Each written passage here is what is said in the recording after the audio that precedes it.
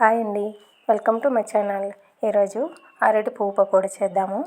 ముందుగా ఫ్రెష్గా ఉండే అరటి పువ్వును తీసుకొని ఈ పైన ఉండే దప్పలంతా తీసుకొని ఇలా అరటి పువ్వును సేకరించుకోవాలి. ఒక గిన్నెలో వాటర్ వేసుకొని ఈ పువ్వులంతా అందులోకి వేసి కాస్త కల్లుప్పు కూడా వేసి వీటిని బాగా కడిగి స్ట్రైనర్ సహాయంతో వడగట్టుకోవాలి.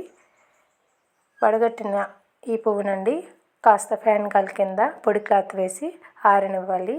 ఎందుకంటే మనకు పకోడీ క్రిస్పీగా ఉంటుందండి. ఆరితే లోపల తేమ ఉంటే కొంచెం మెత్తగా ఉంటుంది. తర్వాత ఒక గిన్నె తీసుకొని 1 కప్పు పచ్చెనగపిండి అండి, అలాగే 3/4 కప్పు బియ్యపిండి తీసుకోవాలి. మన ఛానల్ చూస్తున్న వాళ్ళు తప్పకుండా లైక్ చేయండి, షేర్ చేయండి, సబ్స్క్రైబ్ చేసుకోండి. అలాగే కొద్దిగా అల్లం పేస్ట్ అండి, 1 అర స్పూన్ పైగా అల్లం పేస్ట్ తీసుకున్నాను. చిటికెడు కారము, అలాగే కొద్దిగా ధనియా పౌడరు, కొద్దిగా జీలకర్ర తీసుకోవాలి. ఈ అరటి పువ్వును చాలా రకాలుగా చేసుకోవచ్చండి, వేపుడు గాను కూరగాను. ఇది కిడ్నీలో స్టోన్స్ ఉండే వాళ్ళకి చాలా మంచిదండి. చిటికెడు సోడా, అలాగే సాల్ట్ అండి, టేస్ట్కి సరిపడా సాల్ట్ కూడా వేసి ఈ మిశ్రమాన్ని బాగా కలుపుకోవాలి.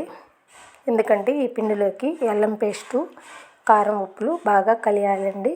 ఇలా కలుపుకున్న తర్వాత మనం ఇందాక పక్కన పెట్టుకున్న ఈ పువ్వును ఈ పిండిలోకి వేసి కాస్త అటు ఇటు కలుపుకొని కొద్దిగా వాటర్ వేసి మనం పకోడీ పిండిలాగా కలుపుకోవాలి.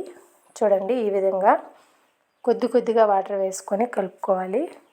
ఎందుకంటే ఇది పిండి జారుగా అవుతే బాగుండదండి.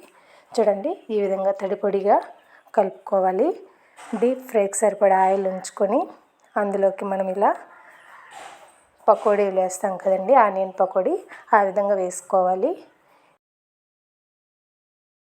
ఇలా వేసి వేపుకుంటే అరటికాయ పువ్వుతో పకోడీ రెడీ అండి.